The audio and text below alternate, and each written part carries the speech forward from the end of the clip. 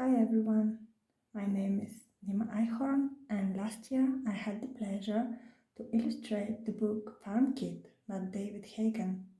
It is a beautifully written book based on his childhood memories of him growing up on a farm in North Dakota. Working on a chapter book based on true events is a bit different from illustrating a fully fictional picture book, and that is why I want to share my experience. First, I want to say that I just love the story and the writing style of the author. The book feels nostalgic, but at the same time modern and relatable, full of love for the animal world and nature. The book has very gentle humor and very subtle examples of life lessons that could make the reader, no matter their age, think. But I will leave you to make your own opinion.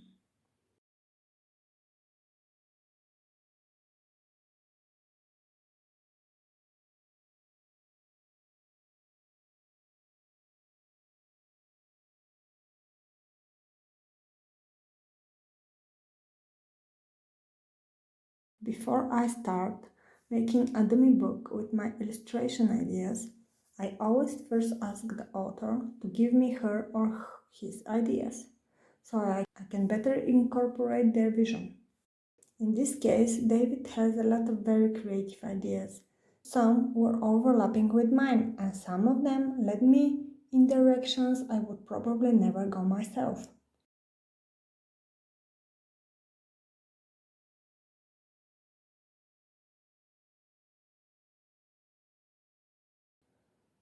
First, I put all the ideas together in my first dummy book. For this, I must know the size of the book as well as the font and the size of it, so I calculate correctly the space I will need for the illustrations. At this point, I do not draw at all. I just try to make the decision about which part of the story I would illustrate. My goal is to put every illustration next to the part of the text where the action is mentioned, and at the same time to make the illustration pattern so the book has a rhythm and the reading experience is smooth.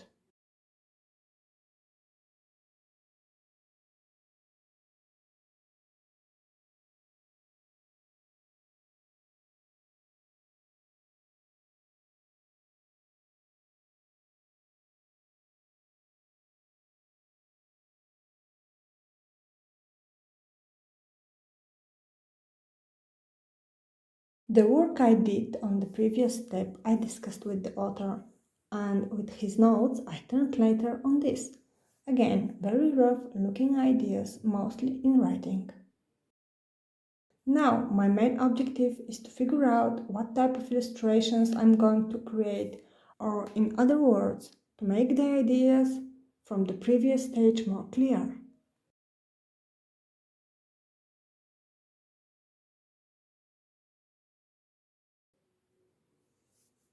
Before starting to sketch, there is an important job to do first, and this is the research.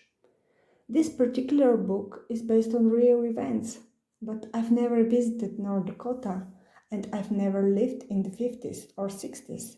So I had to fill my missing knowledge on these topics in order to represent the place and the time correctly in my illustrations. The first thing I did was to visit Google Maps and travel on the roads in Divine County in North Dakota and get the feeling of the nature and the place.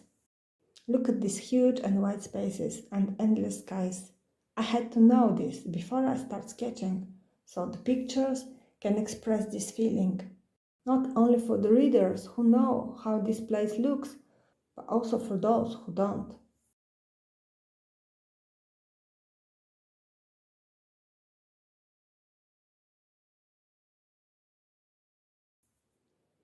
The next stage of my research is to look at the farms in the area, but not modern ones, but farms from the past.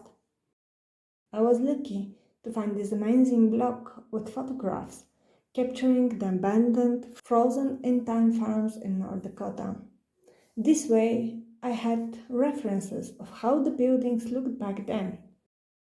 I've also looked up the library archives for photographs capturing the everyday life in the area around this time period. This research was very helpful for me to create a picture in my head, but it would have not been enough to give the right emotions to my illustrations without the materials and the information the author gave me.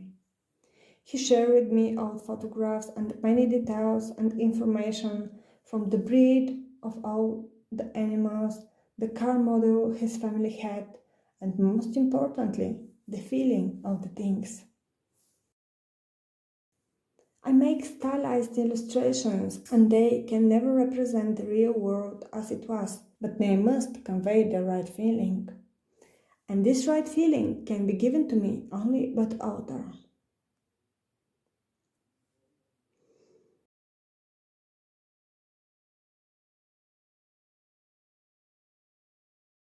The next step was the sketches. At this point, I had a pretty good idea of how I want the illustrations to look, so you will notice very little changes in the composition in the next stages. Unlike the previous step, here you can notice some drawings coming to life, but they don't look anything like the final product or even like each other, because I haven't done yet the character design.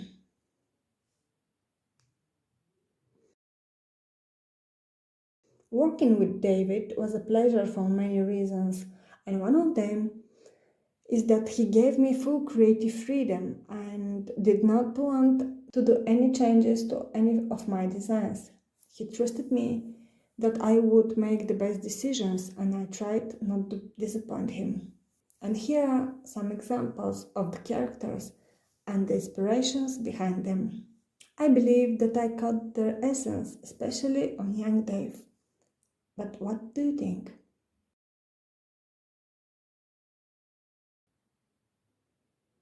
The next stage was cleaning the sketches from the previous step and incorporating the actual design of the characters in them. On some of the pages, I was very confident, on others, not so much, and on some, I did more than one version. On the page with the cinema poster, I had a couple of ideas and discussions with the author in order to find the right design. Not for the illustration itself, but for the movie poster. It was a really hard one because we had to create a fictional cowboy movie poster that has a 50s and 60s design and feel, but that can exist in a children's book that could be published now. It took a while to do these illustrations right, but I think the end result looks nice. The other interesting thing in this spread was also the movie theater ticket. I wanted it to look as close to the time period as possible, so I researched how the tickets look back then and also their prices, and I've created my version of them. Based on the previous sketches, I created the final lines, and with that the hard part of the work was done.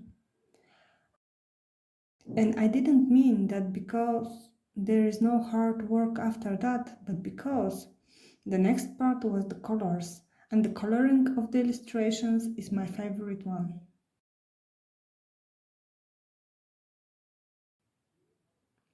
Before I start putting the actual color, I must create the color composition first.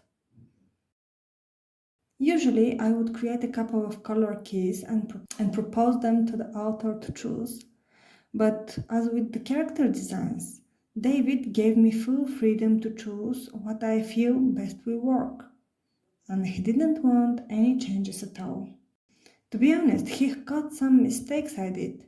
For example, here in this image, I did use the wrong colors for the horse.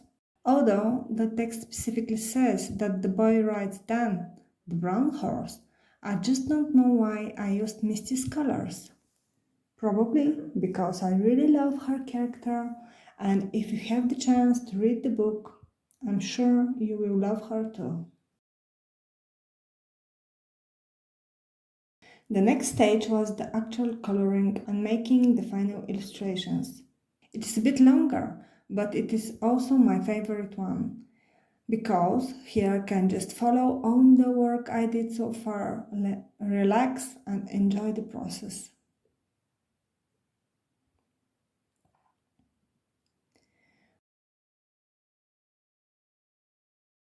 Working on a book with a topic I'm not entirely familiar with can be very challenging and very fun, but also can bring me so much knowledge.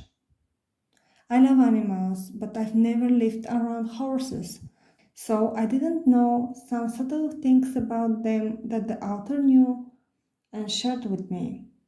For example, the position of the ears and their motions, as well as the connection between fur, the bottom part of the leg fur, and the color of the hooves. David also helped me understand the construction of the chicken coop that they had back then. All these small details gave the images a unique feel, rather than them being just generic. It is really interesting. For this image, for example, at some point we've decided to change the mood, and we did it with only changing the position of Misty's ears. There is a lovely review written for the book, and the person says that his niece loved the illustrations on the grain combine, and she even watched videos of how the machine works. And I totally can relate to this because I did watch a couple videos of combines myself, so I can properly recreate them in my illustration.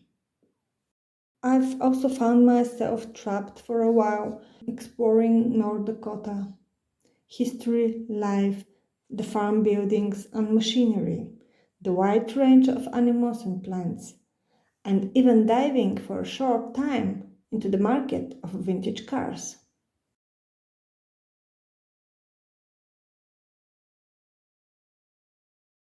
And after all these steps I've shared with you, the illustrations were finished and the book was finally ready to be published. I feel very fortunate to have had this opportunity to work on this project, and I'm happy that I helped the author bring to life his dream and also help young readers get closer to the amazing experience of farm life and the pure love that only animals can bring. Thank you for your attention, and I hope my video was interesting or helpful. And now I will leave you with David himself, who reads part of the first chapter from his book Farm Kit.